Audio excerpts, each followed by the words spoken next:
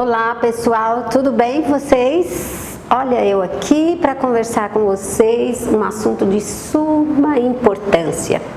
Sou Aureni, professora do curso Nações e que vai falar com vocês hoje desse tema tão comentado, atrativo, mas que a gente precisa ter mais entendimento do que ele é de fato. O documento da carta de intenções. Por que a gente fala que é documento? Porque é algo que vai fazer parte do projeto político-pedagógico, então ele é um documento importante. Mas para falar da carta de intenções, eu quero resgatar antes algo que é legal a gente relembrar aqui. Todo início de ano estamos nós lá na escola, como vocês o fizeram esse ano, organizando o planejamento anual, o planejamento da escola. Planejar, planejar, planejar, quanto planejamento, como fazer planejamento se torna uma rotina, muitas vezes até diria chata, não? Porque a gente já sabe o que vai planejar. E aqueles que planejam pegando do ano passado e copiando? A carta de intenção ou a carta de intenções agora tem uma intenção. Que intenção será essa, hein? Quando a gente fala de carta de intenções, ela traz algo que é para a gente refletir sobre o que construir nesse planejar. Então, o planejamento será do trabalho pedagógico que de fato nós vamos realizar na instituição, na organização geral do trabalho, dos agrupamentos, enfim, qual é o tempo que nós vamos nos debruçar para essas discussões, como é que a gente vai organizar os espaços, tempos e os ritmos dos nossos trabalhos, respeitando principalmente os interesses, as necessidades, a escuta das crianças. A escuta, hein? O que será essa escuta? Ficar escutando o que eles estão falando no parque, na sala? Não. Essa escuta, quando a gente vê em documento pedagógico, significa estar atento às observações dessas crianças, né? Observar as falas, os interesses, observar sobre o que essa criança está conversando, dialogando no momento em que ele está nas brincadeiras, nas interações, nos espaços, quais são os interesses, quais são suas necessidades, suas curiosidades, enfim, eu vou fazer a escuta para eu poder planejar de forma mais organizada. E essa escuta vai nos dar um direcionamento de como preparar todo o projeto pedagógico, né, do agrupamento, e automaticamente quando nós juntarmos as propostas dos diferentes agrupamentos, nós teremos aí os registros oficializados do planejamento. Daí que entra a famosa carta de intenções. No momento em que eu vou planejar, eu educador, eu docente, eu vou planejar tendo uma intenção para aquele agrupamento. Para o meu grupo, o que eles gostariam? O que dá para eu fazer com estas crianças que estão aqui, que fazem parte de um agrupamento, de culturas diferentes, de interesses diferentes, mas que aqui eu tenho que ter esse olhar mais particularizado para o trabalho deles, né? Para as ações dele. Respeitar essa autonomia dessa criança, estar atento a esse protagonismo, ao que ele tem de interesse. Então, as intenções do nosso trabalho com esta criança, eu vou postar tudo isso na famosa carta de intenções, que eu digo para todos. Essa carta veio com intenções. Intenções por quê? Porque você registra as intenções do trabalho que você quer realizar com aquele agrupamento. A colega do lado, a outra, todos estão escrevendo a sua carta de intenções para os seus agrupamentos. Estas cartas serão reunidas, organizadas pelo coordenador, assim a gente espera que o coordenador de fato faça a leitura desses documentos, discuta com o seu gestor, o diretor, sobre o que vocês pontuaram na carta de intenções, vocês docentes, e vão organizar uma carta de intenção também da gestão pedagógica, né? A gestão da escola também vai fazer a sua proposta de trabalho em relação à carta de intenções, tá? Nesse sentido, o planejamento será coletivo aí, tá? E aí garantir um novo olhar, um ressignificar do planejamento na instituição. O que pensamos e organizamos é o conteúdo da carta de intenções. O que será que, já que eu tenho que escrever, alguém vai ler, isso tem uma intenção, vai sair da escola, vai para outro lugar? Peraí, então que conteúdo eu posso pôr nessa carta de intenção? A carta de intenção, ela traz as experiências vivenciadas pelas crianças, os projetos didáticos que você quer realizar, as atividades, quando a gente diz o que propôs nas brincadeiras, no lúdico, o que propôs para as interações, o que você pretende realizar com este agrupamento nos diferentes tempos e espaços de sala de aula, respeitando esse ritmo de desenvolvimento infantil, desse ritmo do trabalho que bebês e crianças têm desenvolvido, tá? Então nós temos que reorganizar e rever a forma de acompanhamento e organização do nosso trabalho, tá? Falamos de conteúdo e quem faz a escrita desses conteúdos é o educador.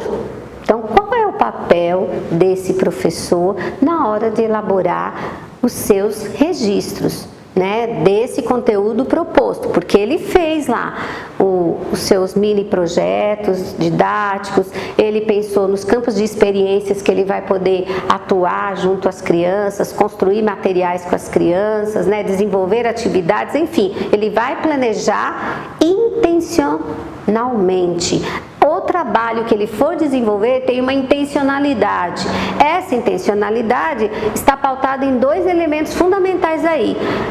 Que observação, esse que no sentido assim, onde eu vou observar, o que eu vou observar, qual é a qualidade dessa observação, para que eu estou nesta observação, e a partir daí, se eu fico atento a observar, eu estou atenta à escuta de bebês e crianças, e essa escuta, como eu disse, é estar atento às necessidades, desejos, interesses, aos momentos de alegria, de tristeza, como essa criança reage ao trabalho que estamos desenvolvendo. Dessa forma, a gente está qualificando nossas ações no processo educativo.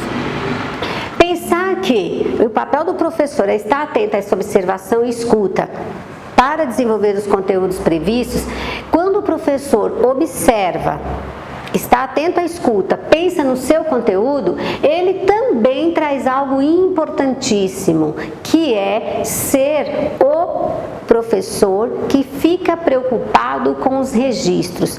Preocupados aí, entre aspas, por que preocupado? O que eu considero importante, significativo para eu registrar? O que é que eu posso, de fato, desenvolver de escrita, de registro, de comunicação que dê visibilidade do trabalho desenvolvido pela escola?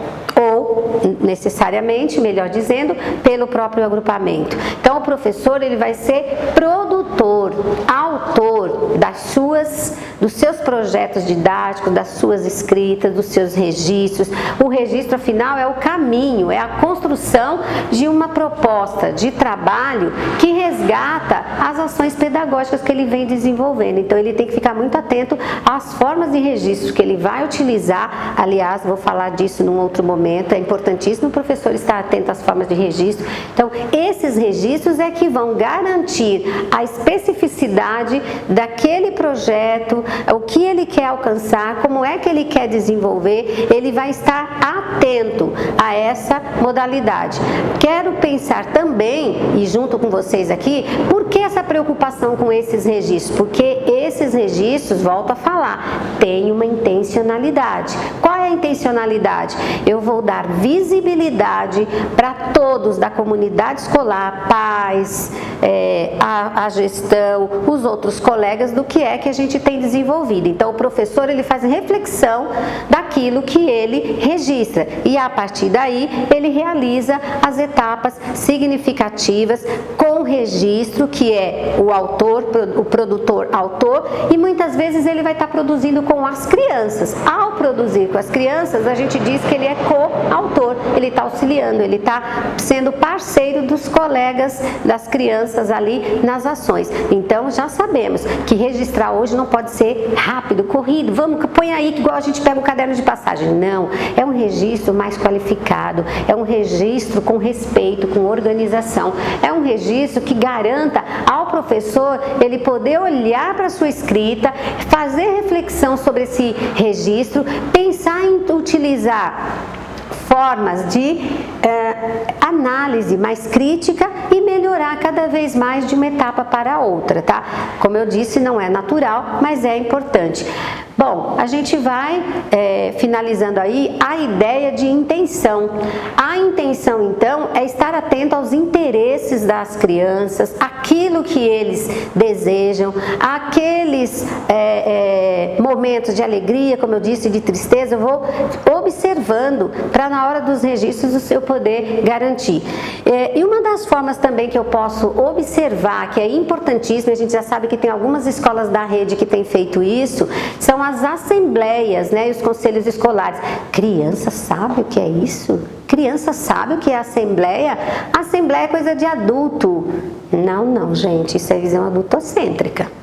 As crianças pensam, as crianças decidem, as crianças sabem fazer escolhas, as crianças sabem selecionar, as crianças falam do lugar que eles estão, que são crianças. E nós queremos sempre falar do lugar que a gente se encontra, que é a visão adultocêntrica, né? Então, quando a gente se propõe numa escola a favorecer as assembleias para as crianças, de fato eles vão participar, eles vão se envolver, eles vão se organizar. Então, por exemplo, a discussão sobre a questão dos horários, do refeitório, da comida que está sendo servida, da organização, como é que vai ser o parque, como que a gente pode oferecer. Podemos ouvir também da discussão da rotina de trabalho com as crianças através de assembleias. São formas também de garantir a participação das crianças. E esses registros, então, como eu disse, vai dando voz, vai dando visibilidade e quebrando um pouco esse paradigma adultocêntrico.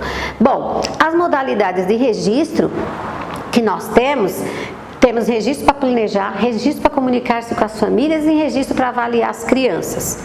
Esses registros fazem parte do também trabalho pedagógico, sempre pensando que esse trabalho pedagógico tem que ter momentos individuais e coletivos no que tange a questão do registro. É fundamental, é perceptível aí que esses recursos materiais, esses registros, eles auxiliam o professor no desenvolvimento do seu planejamento contínuo para a próxima etapa, para o próximo tempo, porque a carta de intenções diz que ela é flexível, então não precisa ser o que aconteceu em fevereiro, nós vamos ter que deixar até dezembro tudo que eu registrei naquele formato. As crianças vão mudando, as crianças vão reagindo, as crianças são outras, as crianças têm outro tempo, outro ritmo, então eu posso ir mexendo nessa carta, mediando, fazendo a mediação desse processo para que a gente tenha um ano letivo com várias visitações nesses registros e construir uma proposta pedagógica de qualidade, onde esses registros irão para o projeto político-pedagógico através da carta de intenções, que seja um trabalho contínuo, que seja um trabalho que dê visibilidade às ações dos agrupamentos e que dê principalmente a parte de comunicação, né? Um momento de comunicação com as famílias, buscando nesses a parceria do trabalho pedagógico. Acho que por hoje a gente para aqui e em breve já trago para vocês quais são essas formas de registros que o professor pode fazer que dará visibilidade ao seu trabalho. Esse é o nosso próximo encontro. Um abraço e bom trabalho!